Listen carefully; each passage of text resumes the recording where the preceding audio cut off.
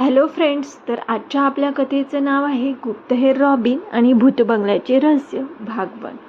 तर तुम्हाला ही कथा आवडली असल्यास लाईक शेअर करायला विसरू नका. तर आपण आता कथेला सुरुवात करणार आहोत. रेल्वे इंजिनच्या कर्कश भोंग्याचे रॉबिन जरासा दचकूनच जागा झाला. डोळे किलकिले करून रॉबिनने डब्यातील खिडकीबाहेर नजर टाकली. रेल्वे कोणत्या तरी स्टेशनवर थांबली होती. रॉबिनने फलाटावर पाहिलं तर फलाटावर जास्त गर्दी पण नव्हती. तरीसुद्धा रेल्वेने हा थांबा का घेतला असं वाटून रॉबिन चरफडत व्यवस्थित उठून बसला. अंगावर घेतलेली शाल त्याने बाजूला ठेवली आणि शरीराला आळोखी पिळोखी देत बाजूला नजर टाकली. रॉबिन रेल्वेच्या ज्या डब्यात बसला होता त्या डब्यामध्ये खूपच कमी प्रवासी बसले होते. रॉबिनच्या समोरच्या लांबलचक असलेल्या सीटवर किंवा शेजारी कुणीही बसलेले नव्हते.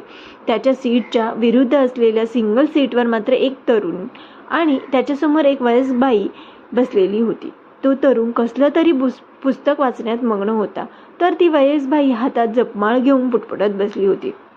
रेल्वे फलाटावर थांबले असल्याने थोड्या वेळातच काही तुरळक प्रवासी डब्यात चढले आणि जिथे जिथे रिकाम्या जागा होत्या तिथे तिथे जाऊन विसावले. 2 लोक रॉबिनच्या समोर असलेल्या लांब आडव्या बाकावर बसले, तर एक विवाहित जोडपे स्वतःला सावरत रॉबिनच्या शेजारी येऊन बसले.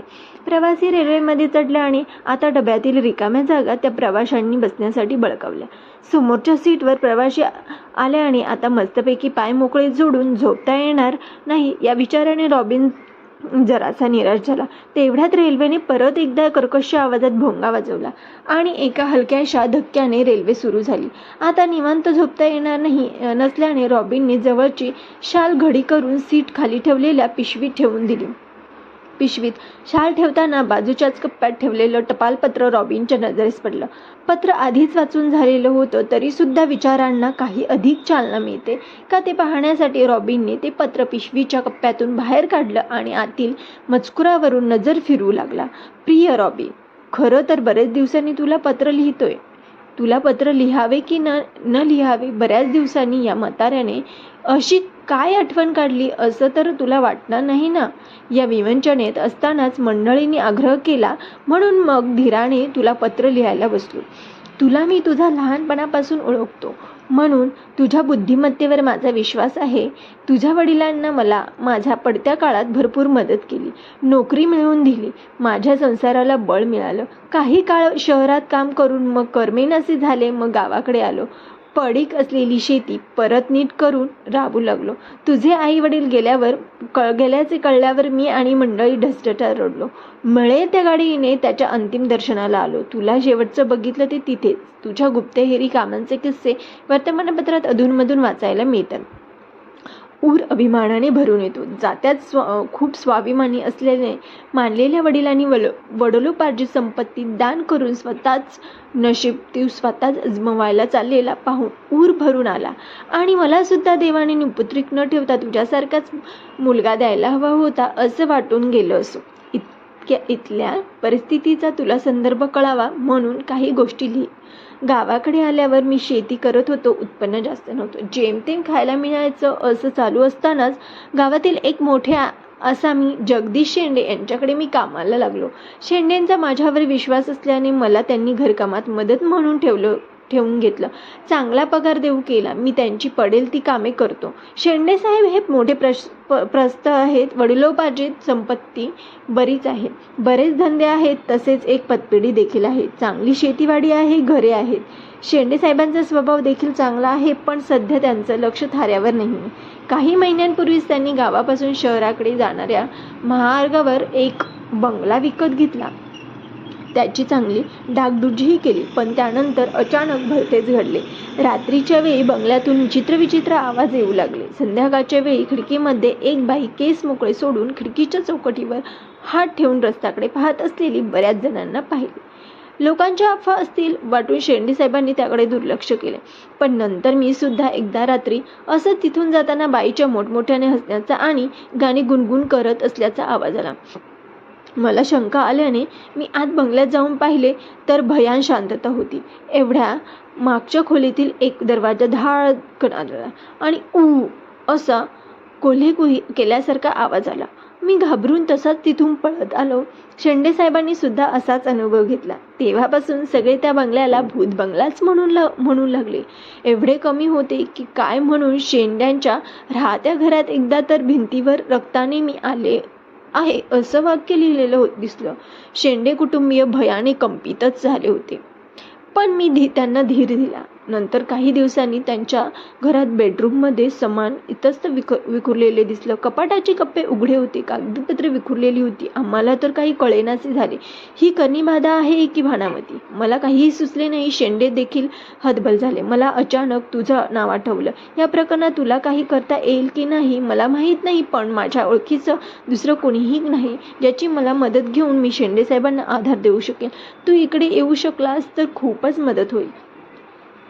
तुझ्या उत्तराची वाट पाहत आहे. तुझाच हरिभाऊ. पत्र वाचून झाल्यानंतर हे व्यवस्थित मिटून रॉबिनने पत्र परत पिशवीत ठेवले. हात हनुवटीवर ठेवून तो खिडकी बाहेर पाहत विचारात गढून गेला. अनाथालयातून ख्रिश्चन दाम्पत्याने दत्तक घेऊन रॉबिनला एका छानशा घरात आणले. तिथेच रॉबिनने बालपण गेले. लहान असताना आपल्या मानलेल्या वडिलांना घरात हरिभाऊ आणि त्यांच्या मंडळी या गरीब जोडप्यास काही दिवस आसरा दिल्याचे त्याला आठवले. नंतर जवळच एका कंपनीत कारकून म्हणून हरिभाऊंना चिटकवले.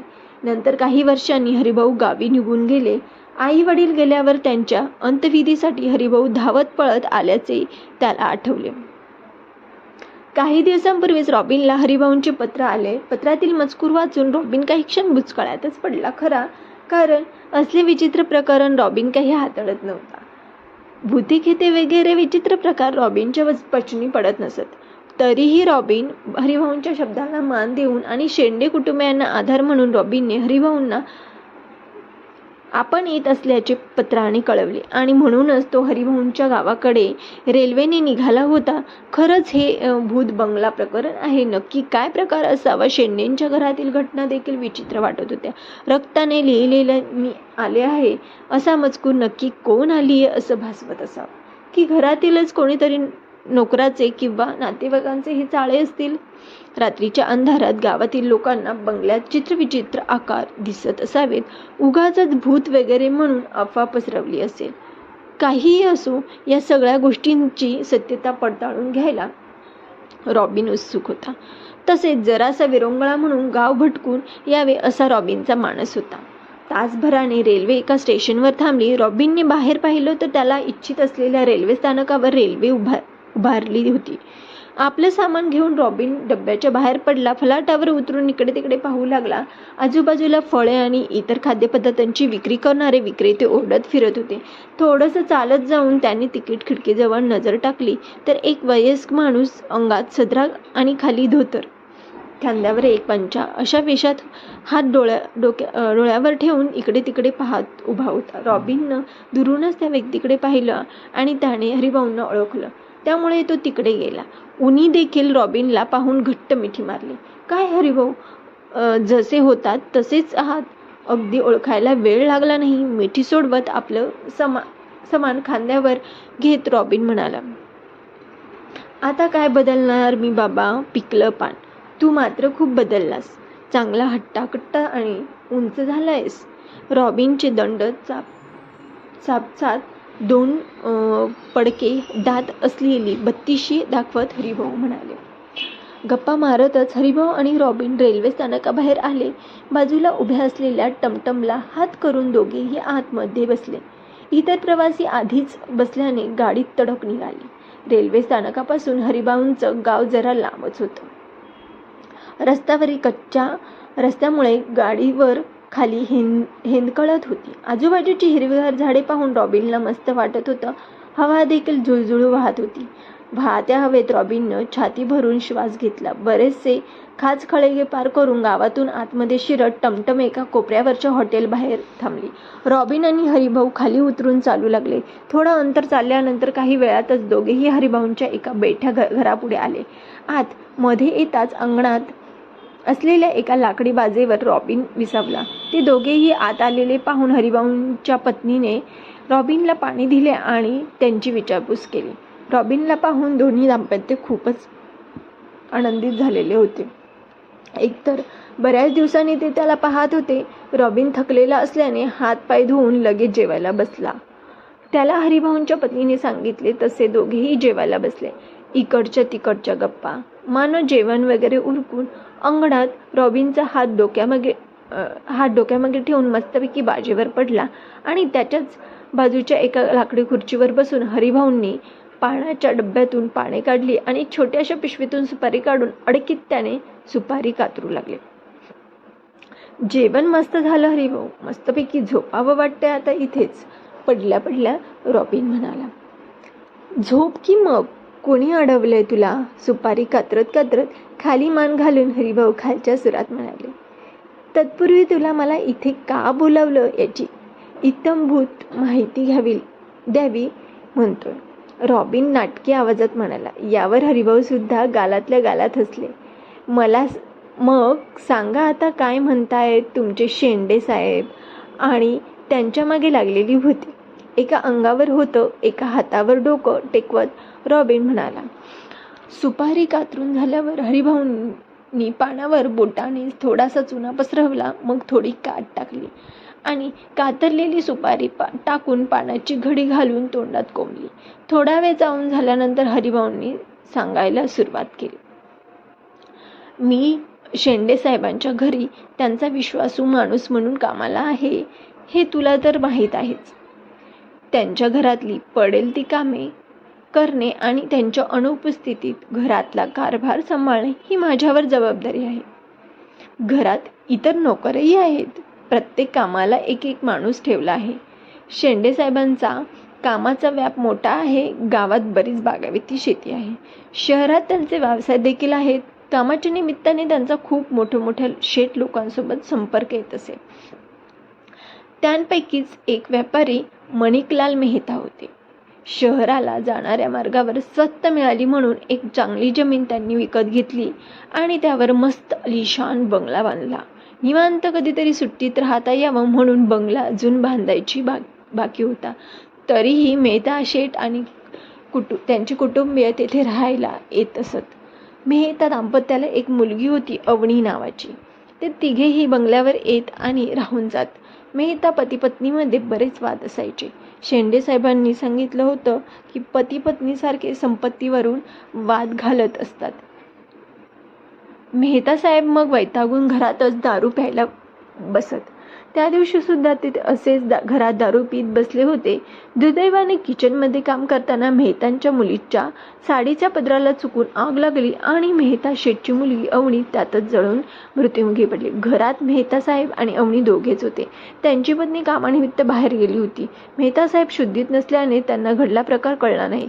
पत्नी बाहेरून आल्यावर तिला किचनमध्ये काळी ठिक्कर पडलेली पोरगी बघून पत्नीने आडावडा करून घर डोक्यावर घेतलं. हॉस्पिटलमध्ये जाईपर्यंत उशीर झालेला होता. या घटनेस मेहतांच्या पत्नीने मेहतांचा बेजबाबदारपणा असल्याचं सांगून त्यांच्यावर केस केली आणि मेहतांपासून काडी मोड घेतला. मेहता हे पूर्णपणे खचले आणि त्यांचं कामात सुद्धा लक्ष लागेनाशी मुलीच्या मृत्यूला आपण जबाबदार म्हणून त्यांनी हे घर विकून परत आपल्या गावी जाण्याचा निर्णय घेतला. त्यांचे भाऊ बहीण सुद्धा त्यांना तिकडे न राहता आपल्या गावाकडे येण्यास सांगू लागले. त्यानुसार मेहतांनी अर्धवट बांधलेला तो बंगला शेंडे साहेबांना अल्प मूल्यात विकला आणि हा परिसर सोडून आपल्या गावी निघून गेले. नंतर शेंडे साहेबांनी तो बंगला संपूर्ण बांधायला घेतला. बंगल्याच्या आधीच रचनेत फेरबदल केले आणि बंगल्याची चांगली डागडुजी केली. 2-3 नवीन खोल्या बांधल्या. कंपाऊंड बांधून घेतलं. सामान वगैरे ठेवायला एक शेड बांधलं. अजून बऱ्याच गोष्टी बांधायच्या होत्या, पण इथपर्यंत सगळं ठीक होतं. बंगल्यात राहायला कोणीही गेलेलं नव्हतं. हा थोडंफार बांधकामाचं सामान होतं तेवढंच. एकदा एका गावातील कष्टकरी मजूर संध्याकाळच्या वेळेस त्या बंगल्याच्या समोरील रस्त्याने येत असताना त्याला मोठ्याने ओरडण्याचा आवाज आला. तसं त्याने बंगल्यातील खिडकीत पाहिलं तर पूर्ण बंगला काळोखात बुडालेला होता. रस्त्यावर कोणीही नव्हतं. तो जरासा घाबरला, पण तिथून तसाच निघून आला. नंतर गावातील काही लोकांना रात्र पडण्याच्या सुमारास कोणीतरी विचित्र आवाज काढत असल्याचा आवाज आला. हे सगळं झाल्यावर याची गावभर चर्चाच झाली. बऱ्याच लोकांना तिथे असले प्रकार तिथे अनुभवायला मिळाले. पण नक्की काय भानगड आहे हे पाहायला बंगल्यात कोणीही पाऊल ठेवायला तयार होईना. बंगल्याच्या आजूबाजूला झाडे झुडपे आणि काही शेते देखील आहेत. त्यामुळे रात्रीच्या सुमारास तिथे अजूनही भयान शांतता पसरत असे. मी स्वतः देखील तसा अनुभव घेतला. एकदा शेतीच्या कामासाठी काही अवजारे आणण्यासाठी मी बंगल्यावर गेलो असता मुख्य दरवाजातून आत गेल्यावर मला खूप विचित्र शांततेचा आवाज आला. सामान घेऊन बाहेर पडणार एवढ्यात मला आतल्या एका खोलीतून कोलेकुईसारखा विचित्र आवाज आला. मी एवढा घाबरलो की मागे वळूनही पाहता पसार झालो. शेंडे साहेबांच्या या सगळ्या हकीकती कानावर आल्या. त्यांना सुद्धा आश्चर्य वाटलं, पण बंगल्यावर जाण्याचं धाडस त्यामध्ये होईना. दिवसा एकदा बाहेरूनच त्यांनी बंगल्यात डोकावून पाहिलं तर बंगल्याच्या भिंती पूर्ण खराब झालेल्या होत्या. सामान इतस्त उखरलेलं होतं. एवढंच काय तर आतमध्ये सगळीकडे मातीच माती झालेली दिसत होती. आत जाण्याचं धाडस काही त्यांना झालं नाही. काही दिवसांनीच त्यांना त्यांच्या राहत्या घरात एका भिंतीवर मी आले आहे असं रक्ताने लिहिलेला मजकूर दिसला आणि जोरदार चर्चांना उधाण आलं. त्या बंगल्यात जळून मेलेली मेहतांची मुलगी अवनी हीच भूत बनून त्या बंगल्यात वावरत आहे अशी चर्चा सुरू झाली. आता मात्र कोणीही त्या बंगल्याच्या आसपास देखील फिरकेना. बंगला शेंडे यांनी विकत घेतलेला असल्याने अवनी भूत बनून त्यांना त्रास देते असं सगळे समजू लागले. नंतर काही दिवसांनी शेंडे साहेबांच्या राहत्या घरात कोणीतरी सामान इकडे तिकडे फेकलेलं नजरेस पडलं आणि अवनी बंगल्यातून इकडे पण येते असा समज सर्वांचा झाला. शेंडे कुटुंबीय तर हादरूनच गेले. त्यांनी घाबरून पटकन पुजारी बोलावून हवन आणि पूजा राहत्या घरात केली. पण भीती ही त्यांची पाठ काही सोडेना. शेंडे साहेब आता एकटे कुठेही फिरत नाहीत. नेहमी त्यांच्याबरोबर कुणीतरी सोबतीला असतेच. बंगला विकायचा विचार देखील त्यांनी केला, पण तो बंगला भूत बंगला आहे असा समज सगळीकडे झाल्याने त्याला कवडी मोल किंमत मिळते. मुद्दाम कुणीतरी अफवा पसरून बंगल्याची किंमत पाडायला बघते की असं वाटून शेंडे साहेब अजूनही अस्वस्थ झाले. त्यांचा तो अस्वस्थ चेहरा आणि जीवाची घालमेल मला पाहावेना. म्हणून मी त्यांना विचारलं की हा बंगला विकता येण्यासाठी मी काही कुठून मदत मिळते का बघू पाहतो. म्हणून मी तुला बोलावलं की हा नक्की भूत बंगल्याचा प्रकार आहे की बंगल्याचे बाजारमूल्य घसरावे यासाठी केलेला बनाव. एवढं बोलून हरिभाऊंनी पानाची पिंक बाजूला टाकली आणि पंचाने तोंड पुरू लागले. रॉबिनने शांतपणे हरिभाऊंचं म्हणणं ऐकून घेतलं आणि हात डोक्यामागे ठेवून पाठीवर आडवा झाला. तुला काय वाटतं एकंदर सगळ्या घटनांवरून? तोंड पुसत हरिभाऊ म्हणाले. त्या भूत बंगल्यामध्ये नक्कीच कुणाचा तरी इंटरेस्ट असला पाहिजे. रॉबिन बाजेवर आडवा होत बोलला. आणि त्या भूताबद्दल काय वाटतं? चित्रविचित्र आवाज बंगल्यात येतात. चेहऱ्यावर गंभीर भाव आणत हरिभाऊ म्हणाले.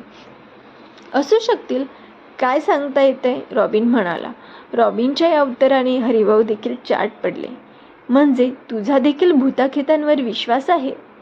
तर हरिभाऊ खुर्चीत सरळ बसत म्हणाले. नाही, मी असं कुठे म्हणलो की भूतांवर विश्वास आहे म्हणून?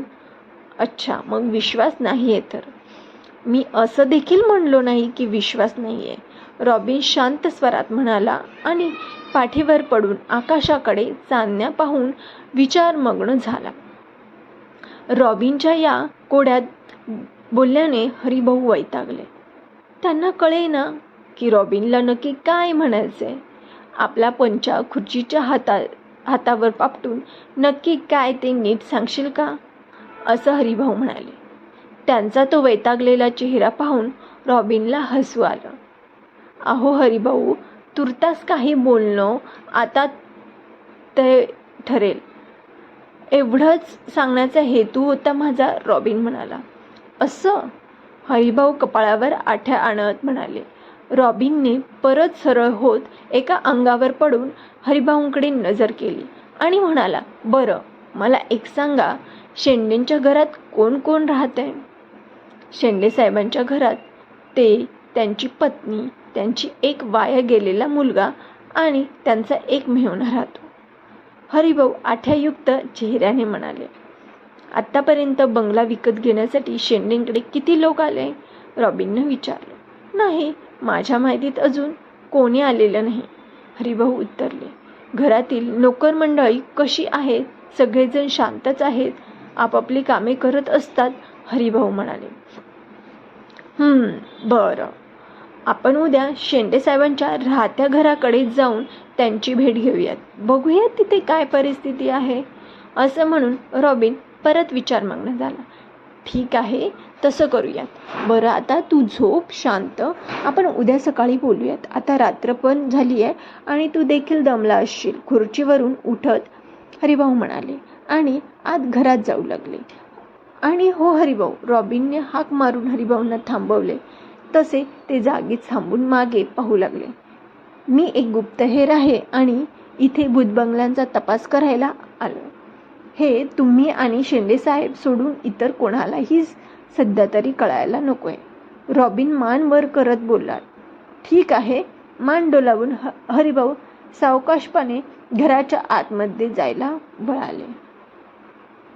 तर असे हा फर्स्ट पार्ट होता. नेक्स्ट पार्ट लवकरच येईल.